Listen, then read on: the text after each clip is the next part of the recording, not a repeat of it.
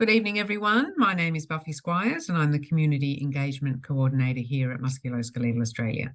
I'd like to warmly welcome you to our webinar tonight. I'm very glad that you can join us and I hope it's a really useful and helpful evening for you. I'd like to just take a moment to acknowledge the Aboriginal and Torres Strait Islander peoples as the traditional owners of the land on which our organisation operates and where we come together to work throughout Australia. We recognise Aboriginal and Torres Strait Islander people's continuing connection to land, waterways and culture, and we pay our respects to elders past, present and emerging, and to all Aboriginal and Torres Strait Islander peoples. If you're new to our MSK Kids program, you might like to take a moment to check out our website. You'll find that our primary school resources, our past webinar recordings, information on transitioning from paediatric to adult care, and a section on dealing with pain. You'll also find the contact details for our free MSK helpline, where you can chat with a nurse about any concerns that you may have. Also, if your child is aged between 13 and 20, you may like to check out our online chat group, Teen Talk. It's run through Discord, which if you have teenagers already, they're probably on. It's a great place for teens to come together and chat with others who get it. You can find more information about that on our website. I'd also encourage you to follow us on our Facebook and Instagram pages. This is where you'll be able to keep up to date on upcoming events like webinars. Tonight's presentation will be a little bit different from our normal webinar format. As you may have noticed when you signed up, it's actually a workshop. So our presenter has asked me to make sure that you have some paper and 2 coloured pens or texters to hand, as there'll be some activities to get involved with. Won't be like homework, so don't worry. As it's our first time we've tried this more interactive format, please forgive us for any technical glitches. Also, our presenter is going to be happy to answer questions at the end, but you may want to type your questions in at any time. In fact, I'd suggest not leaving it to the end just so you don't miss out. I'd also be very grateful at the end if all participants could take a moment to respond to our feedback survey. It will come up on your screen at the end of tonight's presentation. So tonight, our presenter for this evening is Sally Camilleri. Sally's academic experience encompasses welfare studies, anthropology and education. She has many years' experience as an educator and facilitator of learning that builds on a career in direct service delivery, community development and project management with people with disability, women who have experienced disadvantage and carers. Having worked with Carers Victoria for over 4 years, Sally's built a complex understanding of the carer perspective. Over to you, Sally. Oh, thank you, Buffy. Thank you for having me here today. I'm very, really pleased to be here to talk to you about caring for yourself. I'm from Carers Victoria and spent quite a lot of time thinking about this particular topic. And I'm glad everyone's got their 2 pens and paper handy. It's if you can't have one, have that handy. We'll make do, so it'll be fine. I would like to add my acknowledgement of that, the Aboriginal land on which we meet, and pay my respects to elders past, present and emerging, and to acknowledge any Aboriginal and Torres Strait Islander people with us today. So the first thing that I want to do, again, is interactive. We'll have the next slide. The first thing I want to do is just ask you to think about or write this scale on a piece of paper. Just think about the kind of score that you might give yourself for the care you provide others. So a score out from between 1 and 10. And then maybe with a different piece of paper, maybe with a different colour pen, give yourself a score for the quality of care you provide yourself. And so often there can be quite a difference between the two, and particularly when you hold a caring role, that can be quite significant. And it's my hope that by the end of our time together, you'll have some ideas or some thoughts about how you might move that score for your own score for caring for yourself just up, maybe a notch or 2. That would be great. So we'll stop sharing the slides for a minute. So why is it important for us to care for ourselves? I would like to maybe think about the kinds of things that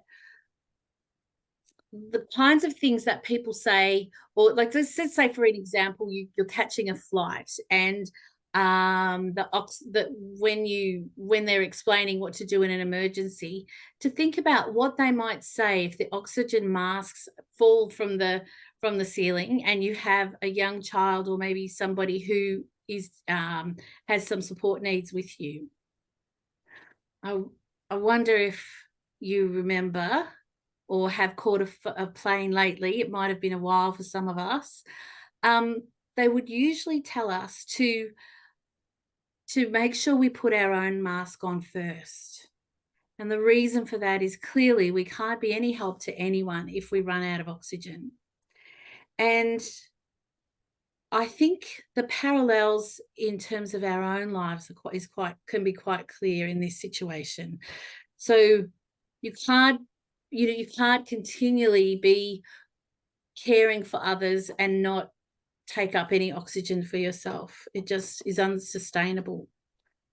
But in addition to that, I guess I'd like to add that also, just in terms of prioritizing ourselves just because we are important and should be valued. So certainly caring for ourselves so we can maintain our caring role and do the best we can for those in our lives and for our children. But also, in order to be able to thrive ourselves, we need to have some kind of self-care strategies. So maybe we'll go to the next slide. So there we are. That's the oxygen mask metaphor. Okay, so if we're able to stop sharing, is that possible? Great, thank you. So let's have a think about, well, if caring for ourselves is so important, what are the things that hold us back and stop us from caring for ourselves? I'd like to encourage people maybe to put a response in the chat. Let's see how we go with the chat if you're comfortable using that. And maybe Buffy could let us know what people are saying. What are some of the barriers that stop us from caring for ourselves? It's clearly important. Work commitments, indeed. Tiredness, yes, really significant. Sometimes people talk about feeling guilty as being something that really stops us from caring for ourselves, particularly when we're around. You can see somebody who's struggling so much and feeling guilty about taking time for yourself or requiring time for yourself. Some other ideas might include, sometimes it's a hassle. It's there, here we go, feeling like other people have it harder than you. So you're not, maybe that's a bit of, it's, again, could that be guilt? So you feel guilty requiring any time for yourself because others around you are having a harder time. Too expensive, yes, that's a really important one as well. Money, too expensive and costly in terms of resources, other sorts of resources as well, which we've talked about, time. And sometimes it can also, I think I mentioned, it can be not worth the hassle. So for some of us, if we're going to have an evening out, and that means an evening out can be quite a significant self-care thing, but maybe we'll start with something a bit smaller than that. But in that example, a lot of my friends, you have to cook for everyone first before you go out. It might just be easier not to go out at all. Yeah, and too many things pulling our time and energy. Absolutely. Okay, so let's have, if we have the slide up. So sometimes, so these barriers that we all experience, can we have the next slide, please? The barriers that we all experience can be kind of divided, one back, please. Yeah, can be divided into a couple of categories. So there are some barriers that are a result of pressure from outside. So that might be, for example, so many doctor's appointments you need to attend with someone, or you plan to do something for yourself, but you get a flat tire. There's nothing we can do about these things. Maybe, but then we'll have the next slide, please. That's right. So then there are some pressures or some barriers to self-care that come from within. And these kind of barriers include things like feeling guilty or feeling like it's selfish to want or need time to yourself. If anyone else can think of a pressure from inside, feel free to put it in the chat. Maybe the habit, you might have a habit, for example, of dropping everything when the person you care for needs you. So you might plan I might plan a morning walk, but not go on my walk if the person I care for needs me, to my own detriment. And there's a whole lot of different kinds of needs me, isn't there? Sometimes it's urgent and sometimes it's something that can wait, but to be able to say that is a bit tricky. So these internal thoughts that can be barriers to self-care can sometimes be recognized by the word should. So if you hear yourself say, I shouldn't do that, it's quite possible it's something that's coming from inside. So I'd like to share a story to demonstrate what we mean. So we'll go to the next slide. Buffy, are you okay to read the next slide? I sure can. Thank you. Thanks, Sally. So there was a mother preparing a roast leg of lamb. As her small daughter watched, she chopped off the tail end and tucked it around the side. Then she put in the veggies. Her daughter asked, "Mum, why do you chop off the end of the roast?" The mum said, "Because that's how my mum always did it." The mum thought about this a little, and the next time she saw her mother, she asked her why she chopped off the end of the roast. Her mother said, "Because that's how your grandmother showed me how to do it." Fortunately, the woman's grandmother was still alive and alert, and they were able to ask her why she always chopped the end off the roast and tucked it around the side. Do you know what her answer was? Because it wouldn't fit in the baking tray if I didn't. Ovens were much smaller back then. So that's really interesting, isn't it? So there are ideas that we can hold on to sometimes that we don't even, that don't serve us anymore, don't serve a purpose, and that we can benefit from a little bit of thought, a little bit of consideration or reflection. Is this something that still works for me? Yeah. And so when our lives change significantly, which I would suggest becoming a carer would be a really significant change, there might be some really strongly held views or ways of operating that won't work for us anymore. So, for example, I always grew up believing, as an adult, I always believed that I really wouldn't go out or do anything that was fun unless the house was completely tidy. I don't know if it's about being a Maltese person, but the house had to be clean before I went out and socialized or had fun. I can't do that anymore. So if I was to prioritize a clean, tidy house over anything for me, I would never really be able to do anything for me. So that's something that I've had to let go of. I wonder if that sort of idea resonates for anyone. Is there any idea that you think might be a barrier to caring for yourself that maybe could be completely let go of, or maybe just loosened up a little bit, maybe not so strict? So maybe I don't need to have my house sparkling clean, but just a little bit tidier.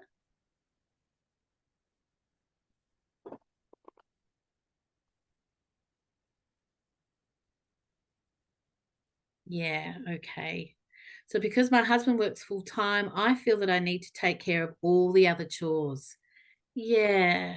So that's something that maybe can change. Yeah. So maybe maybe there are some chores that can wait. And maybe your husband can't do them, but maybe the lawn doesn't need to be mowed every 2 weeks. Maybe it could go 3 or 4 weeks, something like that. Yeah. So just the first step is to acknowledge that self-care is a priority, and then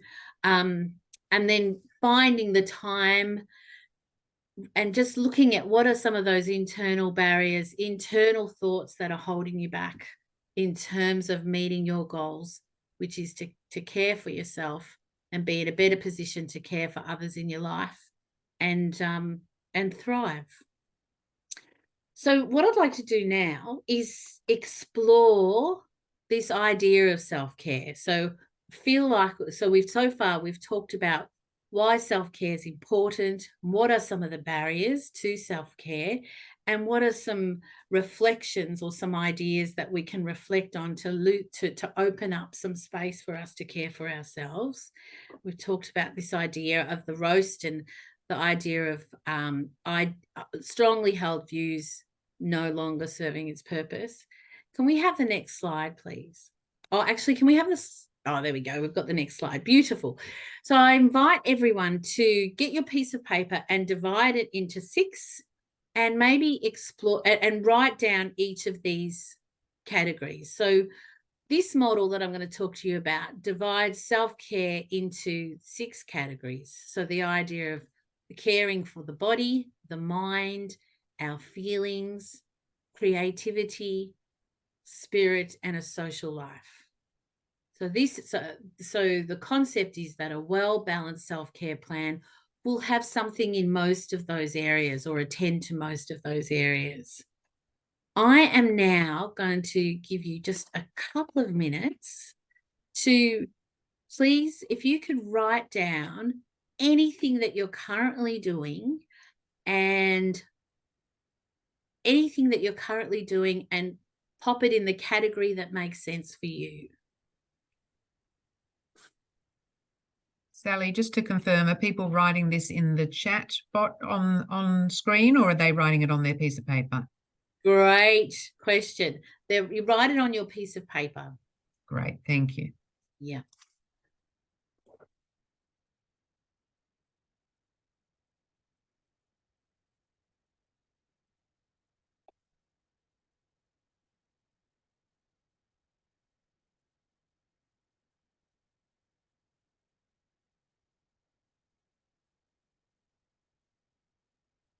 Okay. So now I'd like you to have a look at what you've produced and have a think about, is there any category, any area that perhaps looks like it needs a bit of attention to you? Or is there something that you're currently doing that might tick a few boxes or fit in a few boxes? So, for example, I've talked a little bit about my morning walk. Whilst a morning walk could, on the face of it, be categorized as being for the body, which it certainly is, for me, it's also around mind and feelings, because it's something that I need to clear my mind to get ready for the day. And it's really important for feelings because it helps me. It's a time where I sort through my feelings. So can I ask people to put in the chat if there's an area that seems a little bit empty or like it needs some attention? And what is that area? So yes, okay, so creativity might be a gap. Yes, a gap area or an area requiring some attention. Spirit might be a space. Mm-hmm. All of them. So we have, yes, so all of them. Okay. So for those of you who are looking at them and thinking, okay, there's all of them are a gap, is have a think about whether there's one particular space that you're really attracted to. Is there one area or 2 areas that you think actually that's the right place to start? You'll know because, well, I hope you will know because it's your self-care plan. And so it's different for everyone. And the definition of each of these areas will also be different for everyone. So where for some people, spirit might be about meditation, for other people, it might be about prayer. And for other people, it could be about swimming or walking in the forest.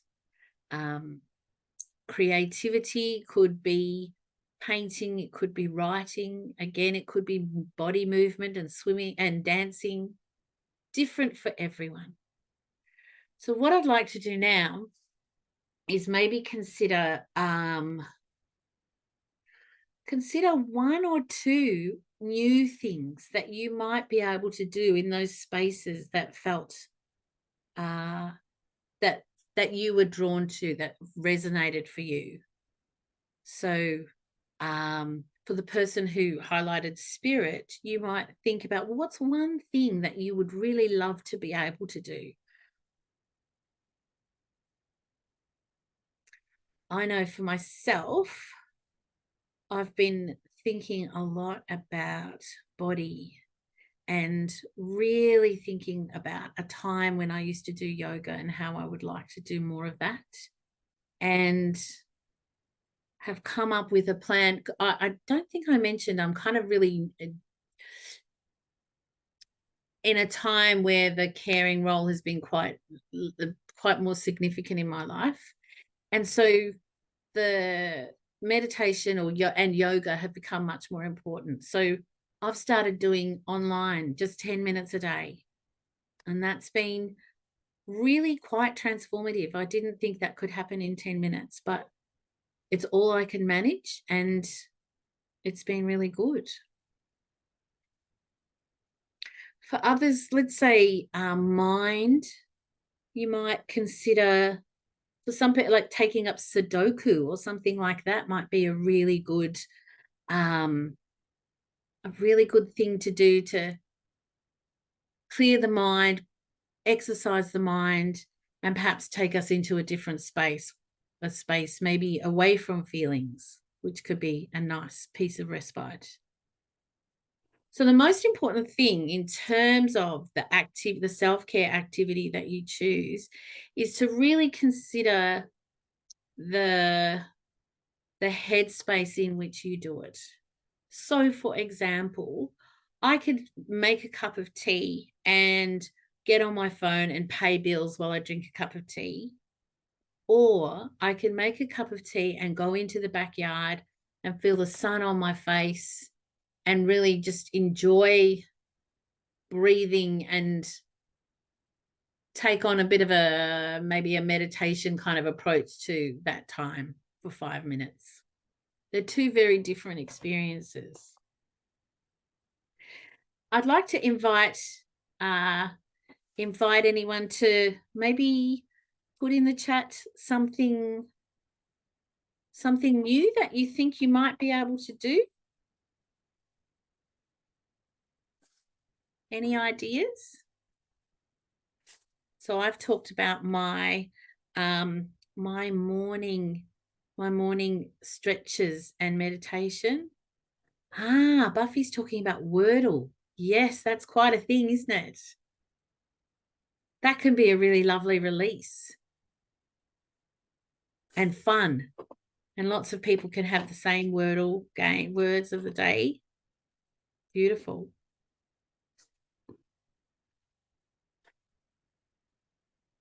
Okay, great. So the idea here is to explore what new thing you might do, and maybe ways that you might find something in the beginning that just takes 5 minutes out of your day. The hope is that as you prioritize 5 minutes of self-care, 10 minutes of self-care, the benefits will come, and then we will be able to take up more of that. It will get momentum, and it'll be, I think it's surprising how we can take 5 minutes or 10 minutes out of our day, and how after having had some experience of that, it kind of sets us up to be stronger for our caring role or for our day or for our work. Okay. So next slide, please. Buffy, I wonder if I can invite you to read each of these as they come up. So this is I hope this will motivate us to really think about what I've been talking about. So it's a Carer Bill of Rights. And yeah, let's see how we go. So as a carer, I have the right to take care of myself, to rest when I'm tired, to eat well, to take breaks from caregiving when I need to. Beautiful. To recognize the limits of my own endurance and strength. To seek help from family, involved parties, and the community at large. To socialize, to maintain my interests and do the things that I enjoy. To acknowledge my feelings, whether positive or negative, including frustration, anger, and depression, and to express them constructively. To take pride in the valuable work that I do and to applaud the courage and inventiveness it takes to meet the needs of the person that I care for. So this Bill of Rights is just is designed to encourage us to reflect on what is ours already, and encourage to kind of move away from that sense of guilt. These are rights that we all have, and to clear the guilt, to give us some space to take care of ourselves where our life circumstances allow. So I'd like to say thank you to everyone for being here, and I hope this participatory kind of approach has worked. It's a very unusual environment because I can't see you. So I wonder if people can find the thumbs up. Do we have a thumbs up if you're here? No, I don't think we do on this. We have a raise hand. People can raise a hand, I think. Okay, so that's it. Raise your hand if you have a sense of some action you're going to take for self-care. All right. Okay, we've got one raised hand. Beautiful. Okay. So I'm wanting to also just clarify with people that I'm from Carers Victoria, and I hope people are aware of our service. I encourage you to become a member of Carers Victoria so you will receive information about what's happening in the carer space. Carers Victoria is a statewide organisation that advocates the needs of carers, and the more members that we have, the stronger our voice. We've just recently advocated, well, the state government was recently going to remove public transport discounts for carers, and we advocated really strongly that didn't happen, and they turned that around, which was very exciting. Membership will also enable you to receive regular monthly newsletters about what's happening in the carer space. And we have lots of education workshops around navigating NDIS and similar workshops to this, which may be of interest. And we also have events and family days and things like that might be helpful. So please go to the website, and becoming a member comes up pretty quickly. Otherwise, you can just put that in the search button. And if anyone has any questions, I'm really happy to answer those now. Or you might even have some comments that you want to make about self-care. Raise some of the complexities that we can work through together. I think Thanks, makes. Sally. Yes, everyone, I would encourage you now is a great time to put any comments or questions or conversation starters that you might want to pop into the chat, and we can get chatting and use Sally's valuable experience while we have her here. Sally, there was a few things that really sort of got me thinking during your talk, and one of those was the should and shouldn't, because I think we say that a lot to ourselves, or I know I say that a lot to myself. Mm. So that's something that I'm going to really try and take forward and be more aware of Yeah. in my everyday life. So hearing yourself say should or shouldn't is a fantastic clue, isn't it? So it's not something for us to feel bad about, but it's a clue that maybe this is something that some pressure that we're putting on ourselves that can be adjusted for our circumstances. Mm, Yeah. yes. I know as my kids grow into young adults, it's something I have consciously tried to not use. And I try and, say, you may want to think about this, or you may like this, Yeah, rather yeah. than you should be doing this, or you shouldn't be doing that. So that was interesting. The other thing I thought was very interesting was your insight into you really only need 5 minutes for a cup of tea out in the garden, or a 10-minute yoga um, uh, program to make a big difference. So I think we're all so busy, and when you're a carer, you're extra busy. But you've shown that with just 5 or 10 minutes, you can really make a difference to your day. Yeah, and it can, and I think it has momentum. So just start with what you can do, and take it from there. So, for example, yeah. So if your goal is to be able to do some meditation, you wouldn't start with expectations of a half an hour, but Cool. yeah, 5 minutes can make a real difference. Yeah. I think that's really important. We've got a question that's come through. How do you find time in your day when you're caring for your child, homeschooling, cleaning, doctor's appointments, advocating, etc.? I think a Yeah, lot of us can sympathise with that. yeah, absolutely. So I want to acknowledge that it's really tricky. It's not easy at all. But I think it's about eking out time that you can. So what some people choose to wake up a little bit earlier.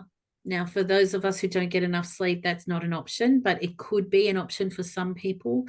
For others, it might be about cutting out something something that is perhaps not essential, but one of some of those internal kind of barriers. So the idea that we have to do the dishes, for example, as soon as dinner's ready, maybe the dishes can wait, and that can be the time that you do something.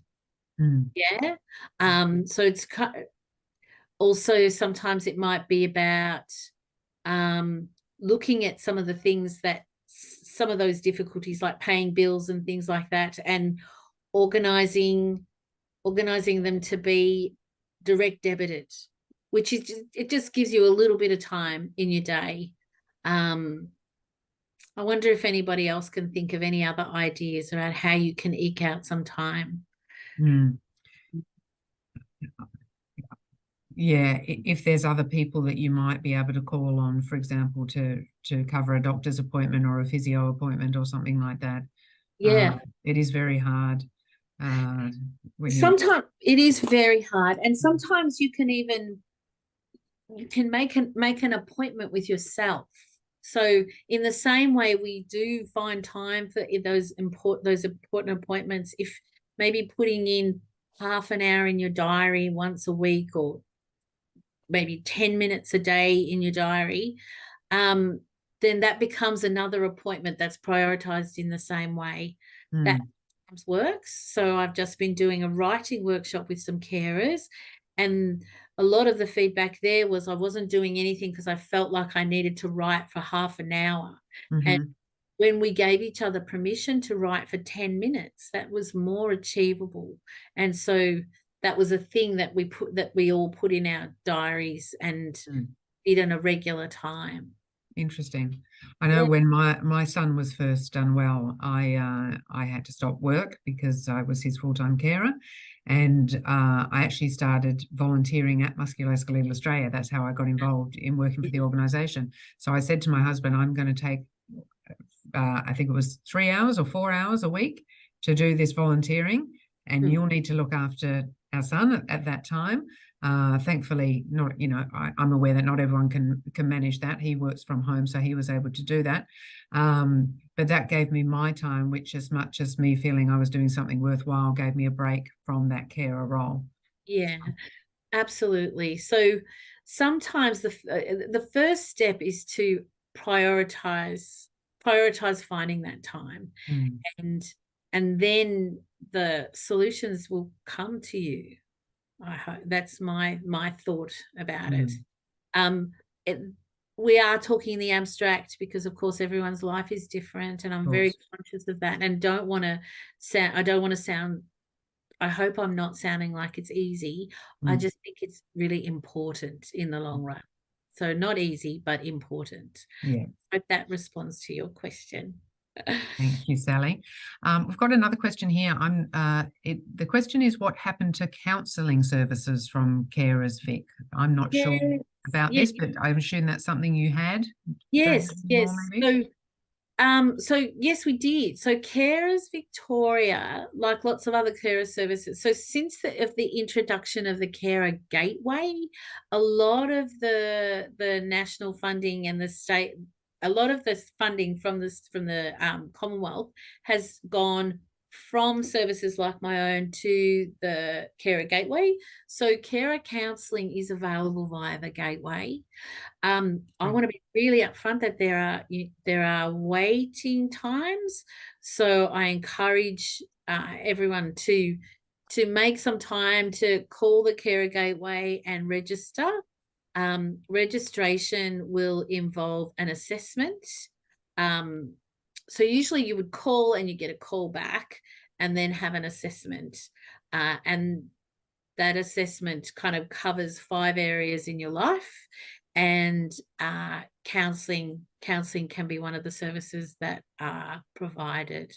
There's a whole lot of other services as well. Go to the website. There's a lot of online learning resources there, as there are on Carers Victoria's website. But yeah, that's what happened to the carer counselling from Carers Victoria. For the most part, it is now coming through the Carer Gateway. Great. Thanks, Sally. Okay. Anybody else got questions that they would like to put forward to Sally while we've luckily got her on our screens? We'll give it a couple of minutes for things to come up, just in case. But Sally, I'd like to thank you for a fantastic presentation tonight. It was very valuable, I'm sure, to a lot of parents. This resource will be sent out to everyone that registered, as I said earlier on, and will also be popped up on our website in due course. So it will be there for your use, future use. Just a reminder that a very short survey will come up after the webinar ends. If you wouldn't mind providing your feedback, that would be great. That enables us to improve as we go forward. Any suggestions on future webinar topics are most welcome. And Sally, it doesn't look like we've got any more questions coming through. So we're going to wrap up, and thank you for this evening, and thank you to you all for joining us. And, thank you. Thank you, everyone, and thank you for having me. Pleasure. And we'll see you all at the next one. Cheers. Good night. Good night. Bye.